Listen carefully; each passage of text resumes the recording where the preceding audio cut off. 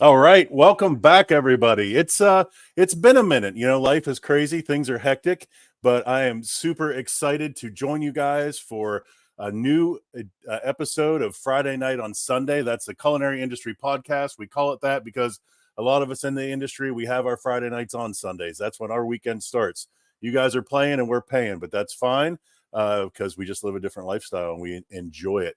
So I am super, super excited to have our guest on this evening. We've known each other for several years now, but I don't think we've ever actually got to sit down and have a real conversation. So this is going to be really fun. Chef Joshua Walbolt, you may know him as Chef Arugula from Hulu's Secret Chef. I'm sure we'll talk about that a little bit, but that barely scratches the surface of this gentleman's resume here. This guy has worked at 11 Madison Park. He's worked with the Iron Chef, Tom Cavanaugh. He has been top chef at Walt Disney World's California Grill, if I got that right. He's been a chef de cuisine, an executive chef. He owns his own business. He is a social media mogul. Everyone, I would like you to join with me in celebrating my guest, Joshua Walbolt. What's up, brother? Hey, man, how you doing? So I had to record that intro. That was amazing. Thanks, man. I was gifted with the gift of gab for sure, brother. But it's so excited to have you on here with us. We always have a good time on these shows just talking about the industry, and I am so interested to learn more about you and your kind of career path. And you're a young dude coming at. I just turned 47, so you are a young fella, and you do a whole lot, and you've got a lot of accolades, and I just can't wait to hear all about it, dude. No, I'm excited to be here. Thanks for having me, man. Yeah, you bet. So let's see, where should we start off? Maybe let's talk a little bit about how you came up in the industry. You got started out in Minnesota? Yeah, in Minnesota. So I started off, I guess, from the same age most cooks start off, right? It's like you get in the industry as early as you can. 16 years old is the legal age to work. So I remember before I got a job in the restaurant, I was working as a screen printing place where they do the screen ink printing on t-shirts. Yeah, sure. My job was to just spray off the screens every day. I did that for like 4 hours until I turned 16, and then I started off in a restaurant. I can't remember. Oh. They closed down not as soon as I left, but within a year I was gone. But before that, I started off in like high school like cooking competitions. So there's this thing called Pro Start, and I got involved in that at a young age. My sophomore year, I competed my junior, senior year. We did really well. Got first in state both years, and yeah, that was my hook for cooking. Like, I love it. My teacher really pushed me to be good at it, and then I realized I could make a career out of it, and I was like, let's go from there. Was there a moment where you were like, oh shit, this is what I want to do? Like, I have a path. It was a crazy thing because I remember very specific moments that like aren't very significant, but like I remember being at this Italian restaurant and watching the cook work in the back with my family, and I was just sitting there watching the cook work, and I was just like so intrigued watching him cook, and I was like, that's really cool. This guy's a really cool dude, And then I remember another time, like, I was a young kid, and like I remember we were eating at a fast food joint, and we had all the trash on the table. It was like McDonald's or something. And I took the trash, I put it in like the hamburger wrapper, and I folded into a hamburger in like 5 seconds or 3 seconds or something. I was like, look, I can make burgers real fast. And my dad was looking at me like, you might want to shoot a little higher, but so and I was like, oh, but, this is not cool. You think it was awesome? Like, I was so excited about it. But yeah, the key moment, like where I got into like food, I remember I was an 8-year-old kid, and we had just ordered pizza after Thanksgiving, and the next morning my uncle asked, what does everyone want to eat? And everyone said pizza again. So he didn't want to order pizza again. So he started making pizza from scratch, and he was just in the kitchen putting the dough together, making the sauce. And I was just standing next to him. I was like, what is that? What are you doing? What does that smell? And I was just so intrigued as a little kid. And he showed me every step along the way. And I just kind of like fell in love with it. And I went home and I made pizza for like 3.5 months for my family every single day from like scratch. And I was like, the 8-year-old kid making pizza. And like, I fell in love with it. And like, who knew, like years later, I'd just be like, you know what? I could be a chef. And that's awesome. Yeah. Well, I don't know if you ever read Kitchen Confidential. It's almost like a prereq to be in our industry these days to read that book. But there's a scene in there that Bourdain talks about that I absolutely love, where he had this awakening in Paris or in France eating his first fresh oyster, right? Like blew his whole world up. And like I resonate with that. I remember the first time I ever had organic homegrown garlic, and I ate that, and I was like, "What have I been eating up until this point? Like that wasn't garlic. This is garlic. Like holy shit!" Have you ever had a moment like that? Like, what was your like blow the top of your head off moment? Yeah, that's off the top. I feel like that you kind of like constantly relive moments like that, or you constantly experience things like that when you have something new. Like I remember, like I hated sushi, right? Like I remember everyone was obsessed with sushi back in like 2010 or something. Oh, sushi's a new new thing, and we'd go to like sushi buffets and like it would be sushi, and I'm like, this is terrible. I hate this. This is garbage. And then I went to like New York City and had Morimoto's restaurant for the first time, and ate just raw fish on like a piece of rice, and I was just like a little bit of soy sauce. I was like, this is sushi. Like this is what it should be. And then I was like, then I fell in love with sushi, and I started making sushi for years, and started wanting to be good at it. So it was, I think that was one of the moments, like experiencing different qualities of fish and rice. Yeah, rice is one of the things where I was like, there are so many different qualities of rice, and the texture, the feel, the aroma. I was just like so intrigued by it. Like I don't know if you ever had like Cambodian rice or Cambodian white rice, but it's the most aromatic like jasmine rice. It's like no one would even know about it. But like there's rice competitions held in India where people bring in their rice crops, and Cambodia won, I think, like 3 years in a row. And like we never hear about it because like I think like through like the export it gets named as Thai rice. So I'm like, this is crazy. And I'm Thai and Cambodian, so I don't even know who to be mad at about that. But it's like it's just like we constantly, and the only way we can really experience things like that is if we continue to like get out of your comfort zone, eat with people we would normally eat with, go somewhere we wouldn't normally go. All past Anthony Bourdain things. Yeah, for sure. I actually I every harvest season I do this dinner down in Franklin, West Virginia, at this really awesome little B&B that's also a distillery. Really, really awesome, fascinating folks down there. And last year when I went down, there just so happened they had a friend who was a CIA instructor, and he was doing this like impromptu masterclass on sake. Oh.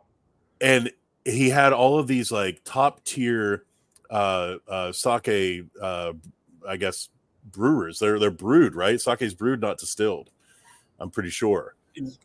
I don't know too much about sake, but Well, the point that's interesting is that the different flavors are all about how much of the rice has been polished away. Right. And it's so fascinating to be drinking these different sakes side by side, and it's like this one just had less of the kernel when it was made. And it's just the flavors like that to me are just blow my mind all the way off. Like, so the slightest thing, like the slightest percentage coming off, and like it tastes so different. Like like Junmai Daiginjo and all those. Right. Absolutely. Which is a crazy thing because like even like when we make sushi, Morimoto got patented a rice polisher for his restaurants. So every day the rice would get polished like before we cooked it. That way the rice had a certain texture and certain bite to it. So that was one of my first jobs working for Iron Chef Morimoto, was polishing the rice every single morning, running it through the machine and like taking all of the little kernels off and like, discarding it. I'm like, that's because we all start with like that brown rice, but then like by the end of the day, it's it gets polished and cooked. How much do you know how much was removed during the polishing process? I don't even remember. I remember there's a dial that you turn way, and like I don't know. That's fascinating. So you ate there as a younger human being, and then like you ended up working there. Like, did you have like a moment when you're eating there the first time? You're like, I want this to be my scene. I took my girlfriend, who's my wife now, there on our first date in New York City, Steam Star restaurant. And I'm pretty sure I worked with him first, actually, before I went to the restaurant. So I was working in Queens at the Arthur Ashe Stadium for like the US Open. And I was working in his restaurant. Like he had a restaurant there that kind of like, we served the players, and we served like the VIP players or whatever, and media team. And that was my job, was just make sushi for the tennis players. And based on that, like, I was like, this food is good. I make the food that he's serving at these like thousands of people. Like, I think the food that he makes at like a smaller scale is gonna be even better. So I was excited to take my wife there, and we ended up just sticking with him for a couple of years and opening his restaurant down in Florida. And then after that, split up with this group and just started doing other things. Yeah, that's awesome, dude. Was that like the first higher profile place that you worked at, or had you already cut your teeth at some? That was probably the first. I mean, so I worked at Disney World, which, like, surprisingly, most people wouldn't consider like high end. But I was working at California Grill, which was like one of their flagship restaurants in the resort. So it's like a hotel restaurant. We served really high quality food there. The chefs there were amazing, like fresh quality produce coming in. They're fabricating everything daily. You know, meats, fish, the farm, like the produce was coming from like farms down south. And I was like, it was just a really cool thing. I'm like, how are they running this in such like a huge operation, you know? Yeah. And I was just very impressed with the chefs there. I remember my chef Brian. He's just so organized, and the way he held everything together, it was just like extremely. Yeah, dude, I am fascinated by the logistical machine of Disney World. Like, all the behind the scenes stuff to me is just, I'm like, how does it, the volume, the foot traffic, the butts and seats that you're dealing with there is, and then to actually do food the right way, at least in some of the properties and some of the concepts, that's amazing. Yeah, it was very. I mean, that was back before. I don't remember what year I was there. 2014, maybe 2013, 2017. I was there. Yeah, and I was just always excited to just show up and like cook food because it was always good. It was always fresh stuff made. That's awesome. It was really cool. So what was the path from Minnesota to which place first? So it was crazy because I was in Minnesota, and then I went to New York for school at the Culinary Institute of America, and then I went to do an internship in Florida at John's Island Resort Club, which was like one of the oldest resorts in Vero Beach. Super cool spot. And on my internship, I got to work every single station. Then I moved back to New York. The funny thing about that, I went to New York. I lived with my girlfriend on campus, who's my wife now. And I just dressed up as a student every day. I was already dropped out by then. And I would just like attend these seminars, like dressed in my chef's coat and just like, nice. I'm here, I'm a student. And I would do that. I did that for about 3 months. And then I went back home to Minnesota, where I got a job at Buffalo Wild Wings, which was very exciting to be a college dropout of culinary school and go to work at Buffalo Wild Wings. But after that, then where we go? And then we moved back down to Florida, and then I got a job at Disney. And then I stayed in Florida for a while. And that's when I opened Iron Chef Morimoto's restaurant in Florida. Worked there. That's when I got an award for Top Chef Disney. Like, so Disney does like a Top Chef battle. It's like a mystery basket challenge where you compete against all the different chefs. And I was like going against my sous chefs. I was only there for like a couple months, and I was there for 2 years. The first time I competed, I lost first round, got eliminated. And I was like, my goal is I'm gonna come back and I'm gonna win, and I'm gonna. Quit. So like, I trained for like a whole year, just like working the stations, learning how to cook better. And then like the competition came around the next year, and then I ended up competing and winning. And I was really excited about that because I was I was like 21 years old, and I'm going against like sous chefs who worked at like Nobu or had experience like years and years above mine, and I'm like putting dishes together that is just like blowing people away. And I was just like, it was crazy for me because there was a lot of animosity there because I was a new kid on the block, you know.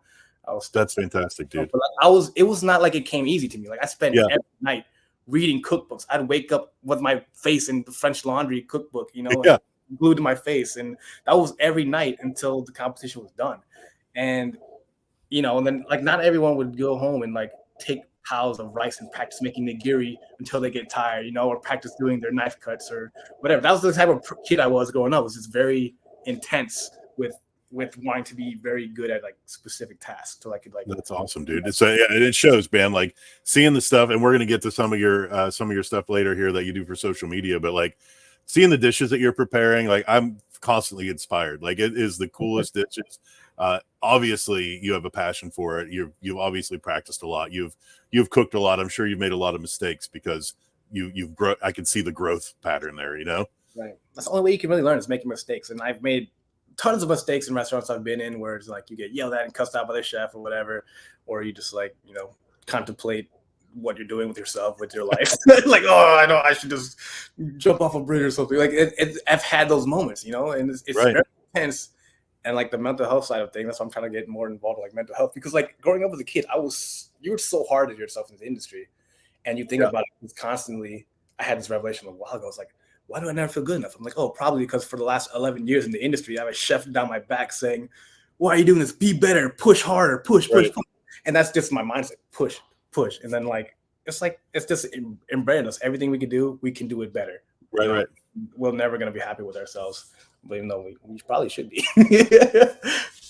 I think it's important to to be able to be like, hey, I made a good dish, but I will never be like, I could have done better if I would have done this, or if I would have plated it differently, or if I would have done this technique different. Like always thinking about that stuff. But I gotta ask, do you remember what the dish was that you made that won the Top Chef of Disney? So we had prepared like a 5-course menu. So Damn. it was crazy. So the last round was, I remember the theme. Every mystery basket had a theme, and the last basket challenge was "It's Alive." So everything in our basket was alive. We had Dungeness crab, we had eel, we had like some fish that we had to break down or something. But I remember I made a 5-course meal. And I put my partner in charge of dessert, just making the dessert, and I did everything else. And I remember I made like a eel avocado roll, like Nice. Broke down the eel. The eel was like squirming around. I like nailed it to like a cutting board and inflated it. I'm like, oh, we did on TV. It was crazy. I was like 21 years old. I've never broke down a live eel before, and it was just like those experiences. Like, wow, breaking down Dungeness crab, making sure we utilize everything. But yeah, I remember I made an eel avocado roll. I took the crab and I cooked it down and made a crab stock, and I made like kani meshi, which is like a crab rice. And then I shaped it into a cube and then dredged it in potato starch and like furikake and fried it. And I made a deconstructed California roll. So it was a fried crab rice cube and yuzu truffle glaze. And then I made a crab salad that was wrapped in avocado. So on the plate, there was like a cube and a circle. And then the circle was like an avocado stuffed with like crab, and had like a yuzu truffle sauce, and then a little bit like a sweet teriyaki. It was one of my signature dishes for like years after that. I'm like, I made it and they loved it, and I was like, yeah, this is, interesting, because the way I present menu items back then was very like undersell, over deliver. Okay. If you're not trying to sell too hard, you increase people's expectations.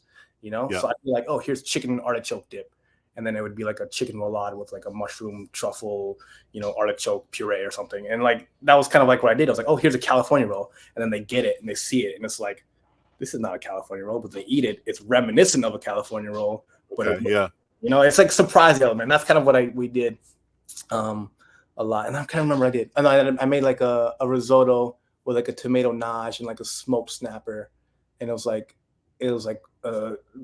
basted with like brown butter, a little bit of lemon, like caper sauce. Dude. Yeah. How did you have to do all this? I think we had 3 hours for the last challenge. Wow, dude. Because everything was alive. Usually it was like 2 hours. Yeah. Hour and a half, I think. An hour and 45 minutes, I think, before that. But then the last challenge, we got 3 hours because everything was alive. That's so cool. Yeah. Now I see you're kind of talking about like under promising and over delivering, like in the way the menu is written. Yeah. So like it was crazy because we had like I don't know what to call them, but like we had to present a menu. We didn't have to, but like optionally we could present a menu. So like first thing we did when the timer started, I'm like, all right, game plan. This is what we're gonna make.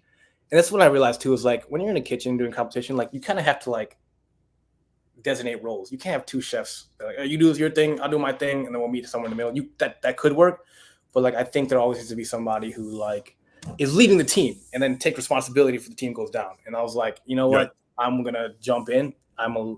Not saying that my partner was incapable of it. He was like, all right, I'm gonna go in and you follow my lead, and I'll let you be a star of your dish.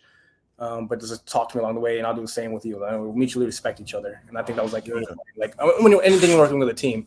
But yeah, I think we started off the timer, we planned the menu out, and we're like, go, and that was pretty much it. So you're saying that was your signature dish for a long time, but it's kind of not anymore. Like you're obviously, we're growing and changing and progressing every day, but how have you seen like your cuisine change over the years? Like what was important to you then that now you're like, oh, that's not as important, I want to focus on this?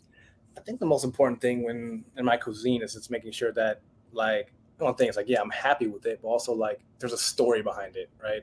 Like I guess the story behind the California roll is like, I was like, it's a most introduction sushi roll, right? And the whole story about like how I always hated sushi, and then like going into like California is a great representation or introduction to sushi or introduction to eating something different.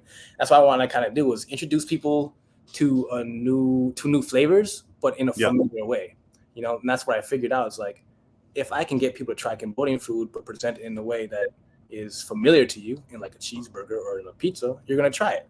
You know, you're less intimidated to try something new and explore new flavors. And that's kind of been like my ethos in my cuisine now, is like, yes, it can look beautiful, it can look dainty, but then does it taste good? That's the final thing. It's like, in the end, does it taste good? Do I want to eat again? Do I want to take another bite? So I think that's really what defines like my cuisine now. It's like, even having all the posh experience at Michelin star restaurants is just like, what do I remember? You know, what do I remember from this bite? What do I remember from this meal? Yeah. And, you know, and that's really what ties into my food, or what I think about when I create a dish. That's awesome, dude. So working in all these like high pressure situations, you know, you've got high volume, you know, a high degree of accuracy. Like, that's a lot of stress. That's a lot of pressure. Does that get to you? How do you decompress? Like, do you ever like get freaked out on the line or in service, or like, you seem like a really chill, laid back dude. So how do you match that up? It's like, I don't know. One of my chefs, I remember him saying something. It was really weird, because he was just like talking about the other cooks. He was like, "Oh, you're always losing your mind. You're always like sad about something, and then you're just you all the time." And I'm like, yeah, I guess. You know, like, I'm like in the zone all the time. Like, when I'm in the kitchen, it's like a different energy. So when people see me outside the restaurant, I'm talking, and they're like, "Oh, I didn't know you could talk." Yeah, you know, I didn't know you knew other words other than "yes, chef." You know, and it's just like, I was just so dialed in all the time that like, I wanted to, you know, make the chef happy, make the customers happy, make sure that I was up to the standard that they wanted in the restaurant. And it was a lot of pressure, for sure. And I remember like, people asking me, how stressful was it working at 11 Madison Park? And I'm like, just put it like this: in the first month, I lost 28 pounds. Oh, geez. Yeah, and it was not like a healthy thing. People are like, "Oh man, you look good. You're losing weight." I'm like, "Yeah, bro, because I haven't eaten, you know, a whole meal in how long?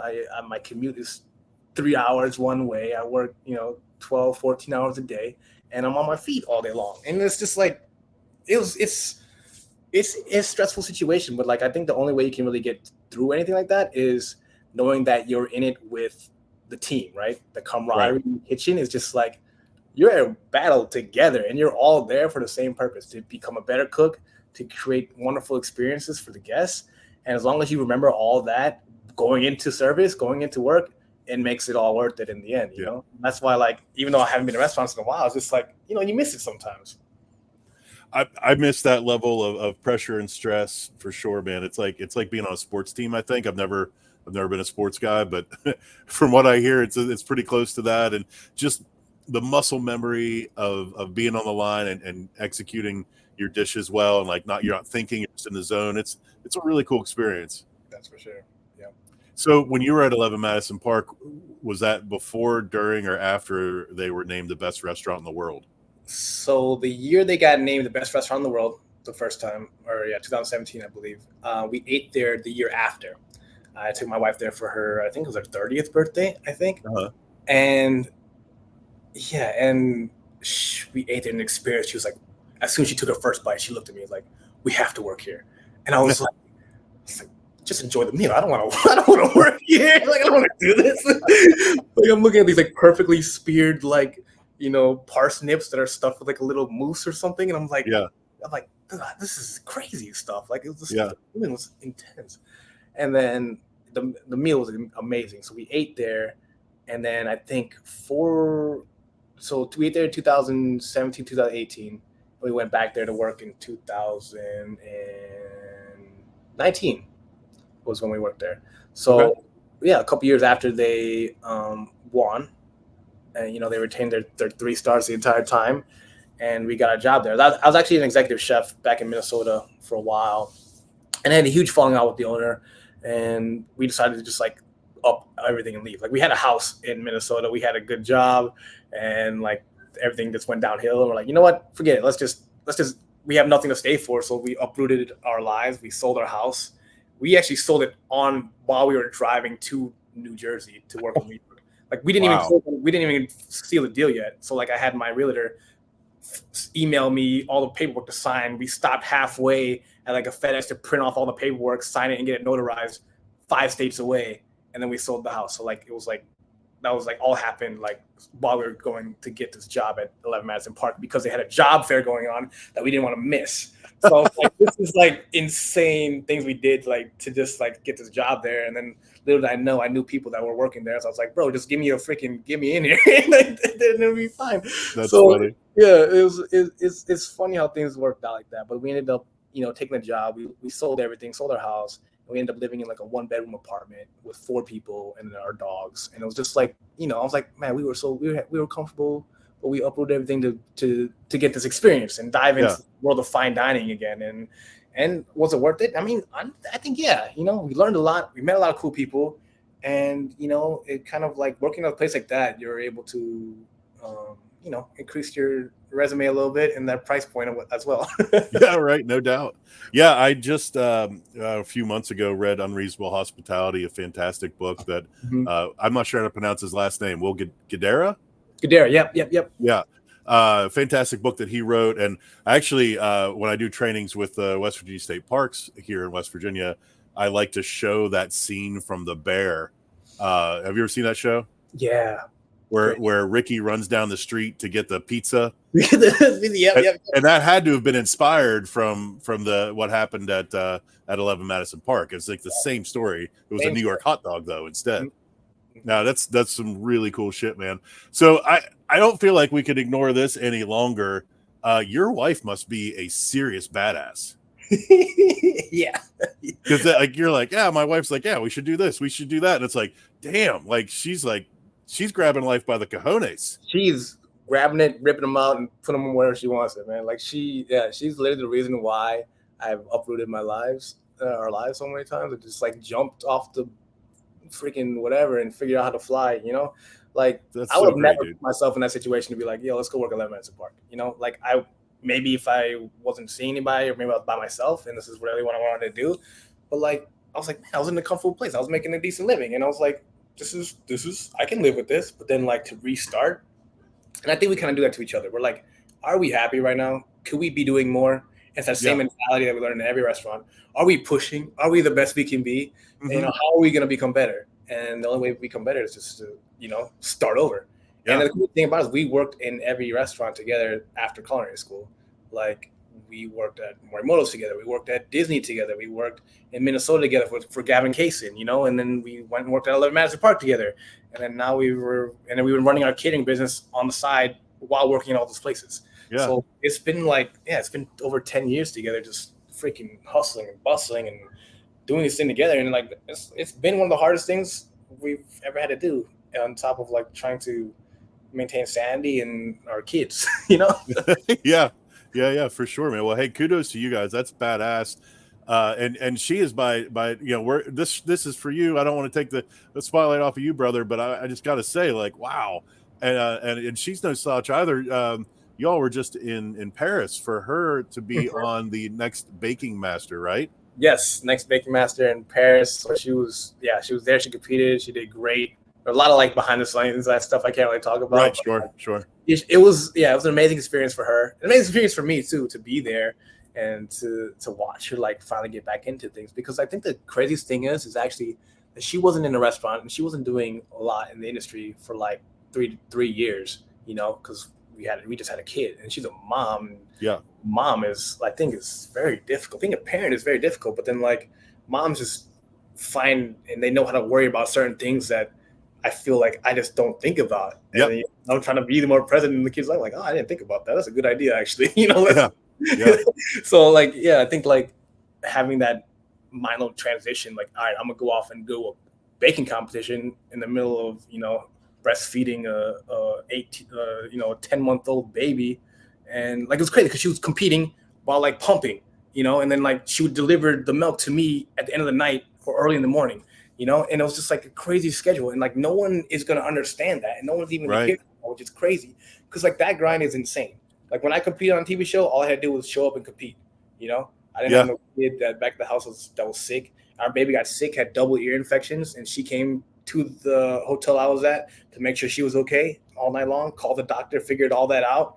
I'm sitting there singing like, I don't speak French. I'm sorry. Yeah. So it was like a crazy thing. And like, she's definitely freaking badass. And like, Well, hey, mad props to her and for both of you. Being a couple in this industry and raising a family in this industry is not an easy task, let alone to do the high level shit that you guys are doing. That's fucking great. I appreciate you, man. Appreciate you. Yeah. So let's talk a little bit about your big thing that happened last year, being on Hulu's Secret Chef. Mm-hmm. How was that? I know, obviously, like NDA, there's certain things you can't discuss, but did you? It's been a year. Did you apply to be on, or did they reach out to you? How did it go down? So the crazy thing is I was applying. I apply to like 5 or 6 shows a year, right? And it's just my thing. Ever since high school, I've just been applying to cooking shows, getting constantly denied for like the last 15 years, right? And it's just a thing you get used to, getting denied.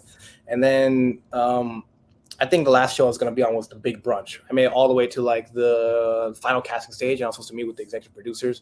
And then I got an email after my last interview, and they were like, "Oh, the executive producers don't want to meet with you anymore." And I was just like bummed. I was like, "I don't want to audition for another show. I don't want to do anything ever again. I'm done. I'm just gonna shoot my own show on YouTube, do my own thing." And then I get one last call, like, "Oh, we want you to audition for the show." And I was like, "I'm done. I'm not gonna do it. I'm not gonna respond." And then my wife was like, "Just do it. It's one more. Just do one more." Show had no title. They had no idea what the show was gonna be, and I was like, "Fine." And this was literally the day after I got denied for another cooking show. So I go into this 30-minute live cooking interview and like make a dish. They said they liked it, and like, "Oh, we'll hear back from us if we decide to cast you." And then like months go by. I'm like, "All right, I didn't get the gig. I'm done. I'm gonna focus on doing my own thing." And then we end up taking a train trip across country to California. As soon as we get to California, we walk off the train. We get into a hotel, and then we go to this little cafe. And while I'm in the cafe, I get a phone call like, "Hey, this is do you remember me?" I'm like, "No, sorry, who's this?" Like, "Yeah, I interviewed you for a show. I was wondering if you would be interested in flying out to be in the show." And I'm like, "Well, what happened? Like, what's so last minute?" I'm like, "When's the show?" I'm like, "The show's this weekend." I'm like, wow. "This weekend?" I'm like, "It's Thursday. You want me to fly out Saturday?" Like, "No, we need to fly out Friday." And I'm like, "What?" Yeah. So I was just like in shock. Like, what happened? Like, what happened? They're like, "Oh, somebody dropped out of the show, and they wanted me to replace." And then the executive casting producer was actually asking for me by name, and I was like, "Why didn't y'all ask for me the first time?" Like, it was crazy because like I've been applying for shows for years, and I didn't even get in. I wasn't even the first pick. I was a freaking, the last resort. And I was like, I wasn't mad at it. I was like, whatever, fine, I'll come out. And then I'm seeing all these people who are there, like their first time applying to a show. And I was like, kind of like, man, you guys don't know how hard I've been trying to get on a show. And you guys are like, "Oh, you know what? I think I'll try doing a show today." And I'm like, what? So I was like, dude, like I was just like there. And I was like, I'm going to destroy everyone because I've been trying for this for the last 15 years. And now here's my moment. I'm not going to like ease up. I'm going to give you guys everything I have.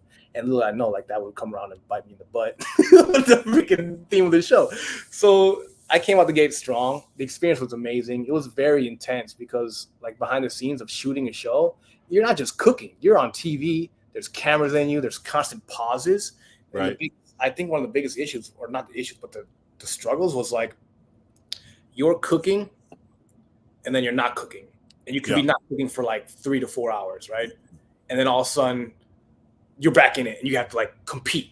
And so like you have these lulls all day. And then you have these moments where you have to like give it all your energy like in an hour and crank out all these dishes. So it's it's very exhausting. It was one of the most exhausting things I've done in my life. And I'm sure there's other shows out there that are like just as intense. Like and it's just it was an amazing experience for sure. I loved it. I loved all the people I met. I loved seeing all the BTS. And that's one of the things that inspired me to like get into like video production, is like seeing how much work goes in on set and how many people are involved. It's like, this is really cool. And that's why I'm kind of like, not really pivoting, but like exploring more interest in like the production side of things. Yeah, that's awesome, dude. Yeah, I don't know if we ever talked about this or not. I was on Guys Grocery Games several years ago, and I think it was the same kind of thing. Like they just called out of the blue, and it was like, "We need you to fly out like in less than a week." Yeah. And I'm like, okay. They're like, "Have you ever heard of this show?" And I'm like, "Yeah." And I'm like YouTubing it as we're speaking. Like, but I went on that show. They flew me out. I spent the night. We had an early casting call, filmed all day, spent that night, flew out the next day back home again, got off the plane, car ride back to the restaurant, walked in, dishwasher had called off, walked right into the dish pit. I mean, it was like seamless. Like it was like it never happened. Right. You know, and then for 3 months, I couldn't tell anybody that I won the damn thing. That's great. Congrats, so bro. I gotta watch it. I gotta watch that. That's freaking It was a season 16, episode 12, I think, of Guys Grocery Games. It was a really good time. I loved the folks that I met out there. It was a really great experience, but it's just crazy. And since then, you know, I have applied for other shows, like trying to build up that brand and everything. And you know, I've made it down different lengths of that path, but nothing since then. So it's not an easy thing. I lucked out my first go around, but I mean, that's amazing. I think that's where like this is luck, but you prepare yourself for luck. You don't want to have to work hard to be lucky. I always say that because like you know, we always like to put that, oh, we're lucky, but like it's not, because to apply, that's taking that time out of your day to apply to these essays or respond to the recruiting calls and like do it. And like people don't see that, and like going down the processes every single time is it really mentally exhausting, you know? Yeah. And you've been there, you've done it, and like congratulations, that's freaking awesome. That's like that was one of the shows I trained for all the time. I'd go to the store and run in and grab a bunch of stuff. Where's this at? I'm gonna grab it. How funny. Yeah, I love that show, man. Well, so as soon as I became aware of the show, I don't even know if did they drop the whole season at once? I feel like they didn't. For us, they did. Yeah, they did. As soon as I saw it, as soon as I knew you were on it, I watched it, like binged it as hardcore as I could, and like you were owning it from the first fucking scene. Yeah, and I was like, oh shit, like he's gonna take this all the way home. And then you're like you said, like you almost let too much out too soon and got knocked off for the politics of it, the strategy of the game part. But if it had been solely based off of skill in the kitchen, dude, you had it in your back pocket, like from the third episode for sure.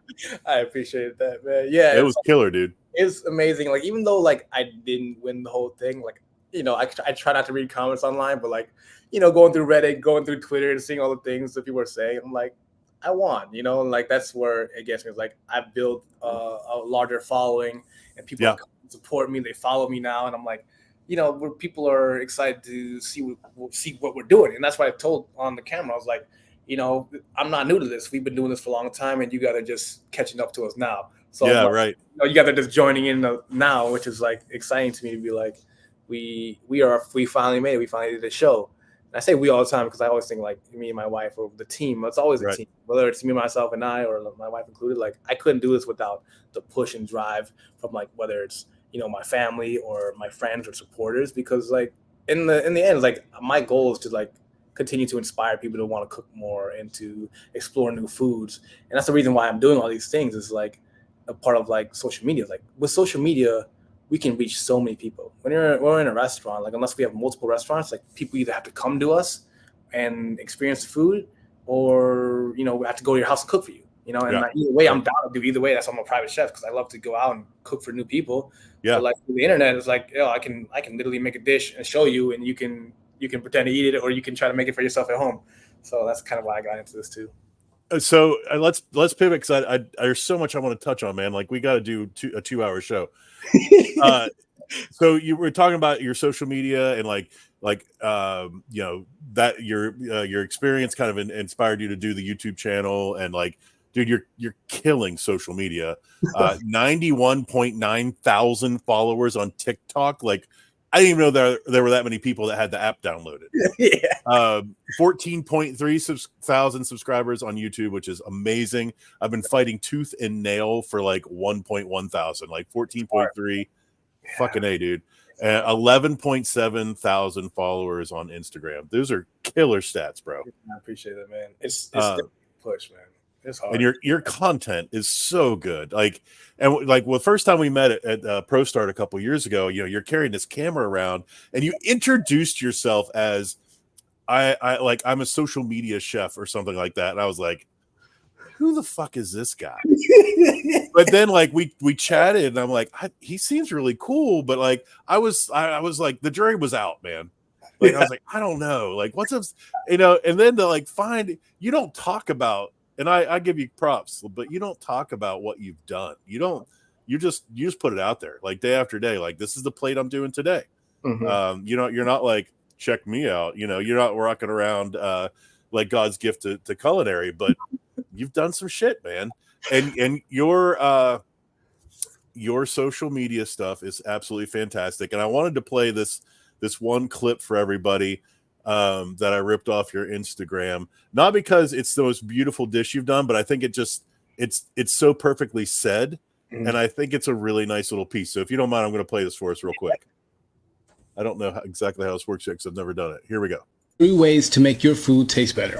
Add a little bit of salt. You want the dish to taste of the ingredients inside, but not taste salty. Example, if you're eating a French fry and all you taste is salt, it's too salty. Second thing, add some hot sauce or some spices. It's actually a pain receptor on your tongue, and your tongue reacts to that. That's how I did all the time eating school cafeteria. Just cover everything in hot sauce. Sometimes being in pain is better than eating that food. Why are we still here? Third thing you can do, add some acid. We're talking about lemon juice, vinegar, lime juice. Any acidity will help balance out the salinity of a dish and just give it so much flavor and make it pop. And if you really want to make a good tasting dish, add all 3. A little salt, a little acidity, a little bit of spice.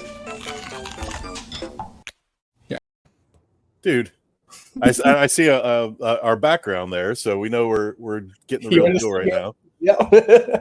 It's just so well put together. No. You know, it's got little bits of humor.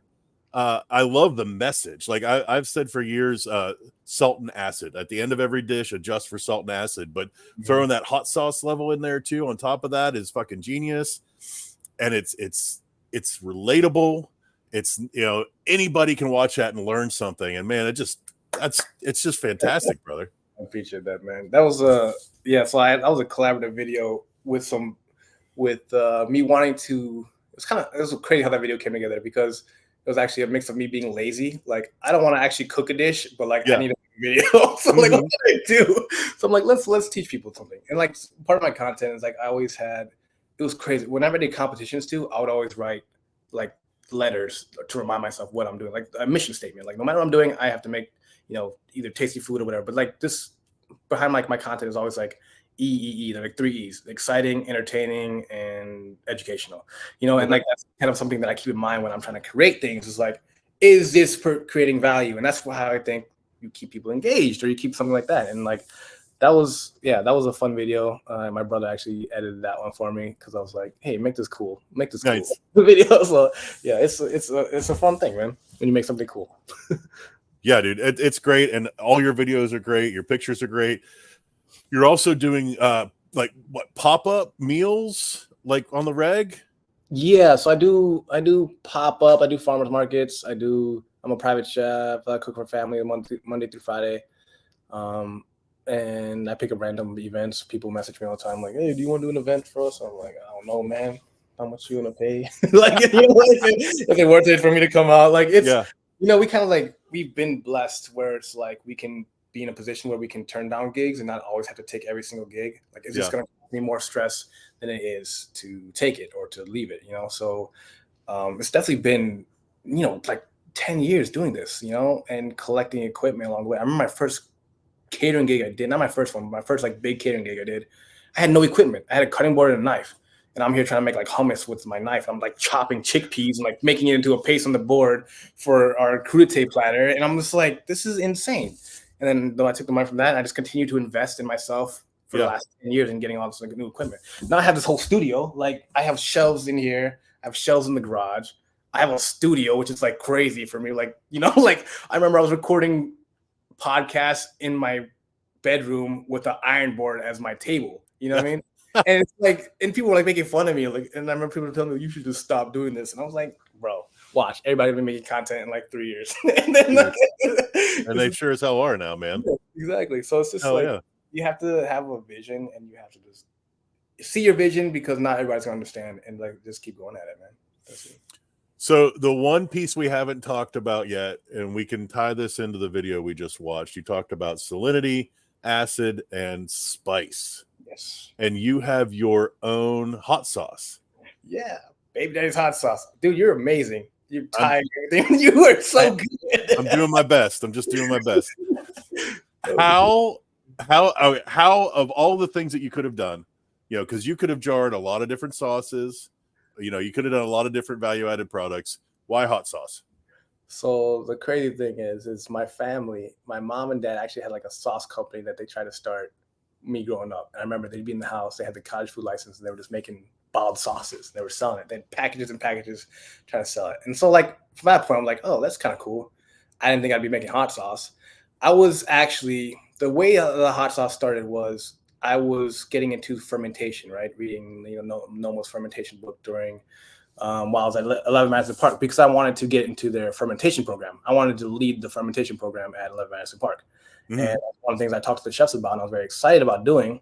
So in our one bedroom apartment, I had a closet full of ferments, right? Chilies, other pickles, kimchi's, beets, blueberries, everything just being fermented in the closet above all of our clothes, Love it. So like everything was probably just above the clothes. Yeah, above the clothes. Of course. Of course. If it spills and you smell like it forever, But yeah, so like that was in our closet. And then we got laid off, right? Because of COVID. Yeah. And COVID happened, everything shut down. We had no money. And I started doing DoorDash for a while. And I was like, I can't get a job anywhere. It was hard for me to get work except for a fast food restaurant. I got denied as a manager at Domino's. And so I'm driving DoorDash. And my wife calls me and she's like, hey, can you pick me up a pepperoni stick and a pregnancy test? And so when she wanted a pepperoni stick and I was doing DoorDash, I was like, what's going on? What's happening? And we couldn't have kids for years. Like we were married for years already, and we couldn't have kids. And so that's part of why we left everything we had, the good job in our house. Like we don't have kids. Let's just go back to work. We can't have kids. Let's go dive and be chefs again. And yeah, and then this is a miracle. COVID happens, we lose our jobs. I have $90 in the bank account, no money, delivering DoorDash, and then we have a kid coming. So I'm in complete panic, as any dad would be. And it's like, what do I do? And so I was like, yo, I'm gonna take this $95 we have. I'm gonna spend $20 and get some bottles of hot sauce and some empty bottles, and I turned it into a hot sauce. And I blended it up. I took a picture, posted on Instagram. Hey, if anyone wants to try my hot sauce, I'll give it to you. Just pay for my shipping. And then people were to start giving money, donating, giving money. And I was like, I didn't have a name for it yet. I called it the sauce. Yeah. And it was just a bunch of Thai chilies, some palm sugar and vinegar, and like anything I had in the house already. I just made it into a hot sauce. And we sold we did like 150 bottles in like the first day. And I was like, what the I learned how to make an email list that day. I learned how to ship packages that day. I learned how to go to USPS. I was like, what is this? So like, I only had 5 bottles like in the house. They were probably like used bottles that we washed and cleaned. And I'm like, all right, I'll ship these out, these 5 from that. And then use the money from that to like buy new bottles. And like, it was crazy. And then like, I wasn't allowed to go into the ultrasound room with my wife. And so I'm just sitting in the car waiting for her. And I'm just sitting there like, what am I going to do? And then I'm looking at the phone and like the hot sauce sales are going up. People are sending me money, Venmoing me money. I was like, this is crazy. And I was like, Baby Daddy's hot sauce.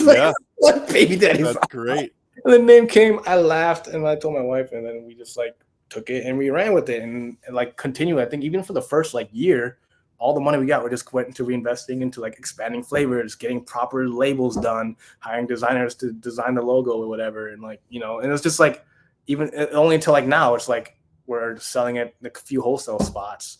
I'm still doing all the production myself. And it's just like a crazy story that how it all started and from the name to everything, and that's something that's like very near and dear and close to me because I think of it as like, 30 years in the making.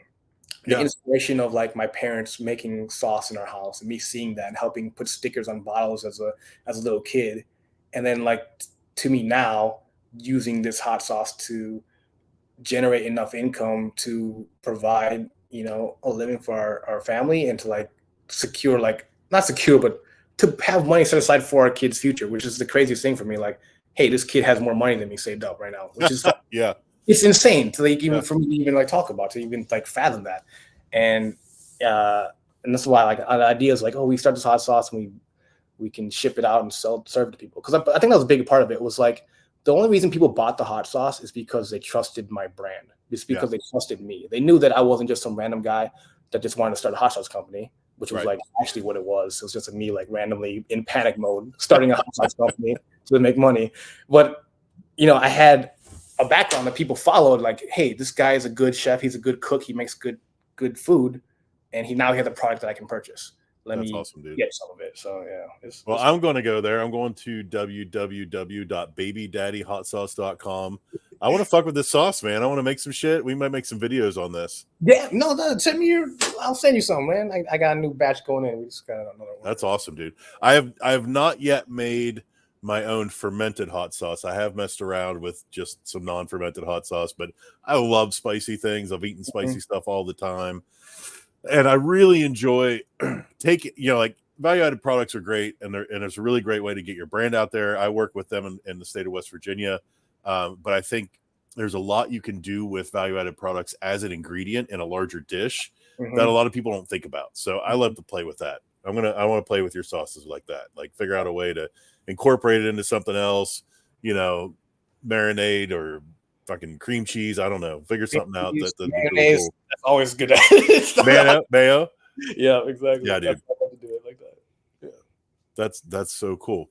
So to pull it all together, we've talked about your career. You and your wife are both absolute, complete, and total badasses. You've taken the world by storm, followed every opportunity. You're growing a family, 2 young children, right? 3? Yeah. 3.5, and then a 19-month-old baby. Yeah, dude. Like, do you have a plan? Do you have like, I want to be here? Or are you just like, fuck it, let's go all the time? Like, just figuring it out. That's so funny. Yeah. Honestly, like, it's just been taking day by day, man. Like, we have an idea of what we want to do, but it's crazy because when you have these ideas, sometimes it doesn't seem real. And I just think of it like I have a really weird way of thinking. Like, I never really celebrate a lot of things. And it's like, I think of it like when I graduated high school, I'm like, oh, I graduated high school. Cool. It was just something that was going to happen. Or like, I'm going to college. Cool. It was just something that was going to happen. I won this competition. Cool. It was going to happen. If I can keep competing, eventually I'm going to win. And that's kind of what I think of it as. Like, this is like, whatever I'm doing, I'm just doing it in hopes that something that I want happens. If I live every day where I am not only content, but I feel like I'm trying to be better, then something better will come. And that's where, ideas like, yeah, cool. If I would get a restaurant, cool. If I don't get a restaurant, it's fine. We still did our thing, And I think eventually we do want to open a restaurant and do something, but I don't know what it is.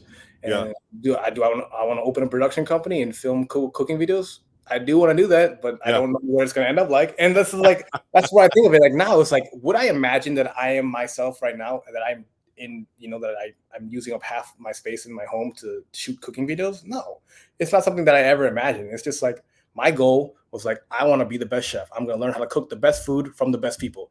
And that was it. And then whatever happened from there. And that's the kind of thing. It's like, I'm kind of like tunnel vision, but I'm also like open. Yeah.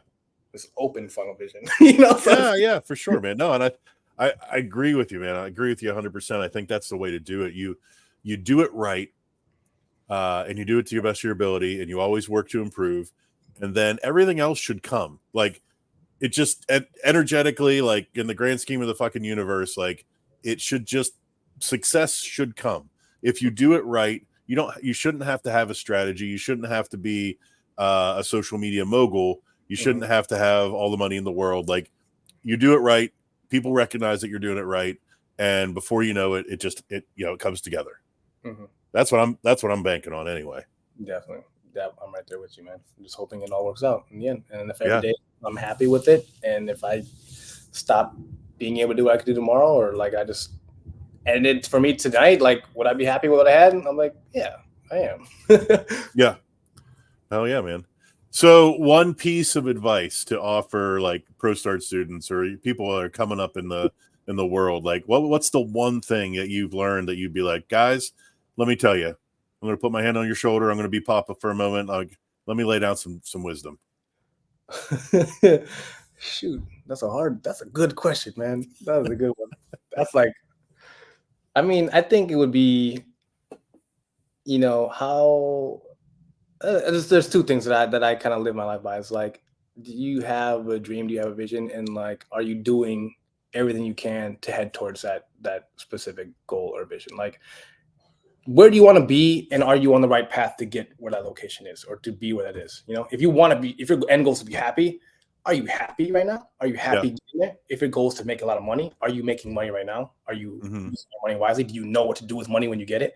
You know, and that's kind of where I think it's like make, you know, just go for your dreams. Like that sounds like, I know it's over said a lot, but like that was one of my sayings in high school. I was a weird kid. I was like, big, dream big, no limits. That was like my catchphrase. Yo, dream big, bro, no limits. You know, That's awesome. that was like my thing, because like I never let people bring me down. If you have a good idea, there's going to be people that are going to shoot you down. If you have an idea that no one's going to understand, you're going to get shot down. People are going to make fun of you, whatever. But believe Yeah. in yourself is the most important thing.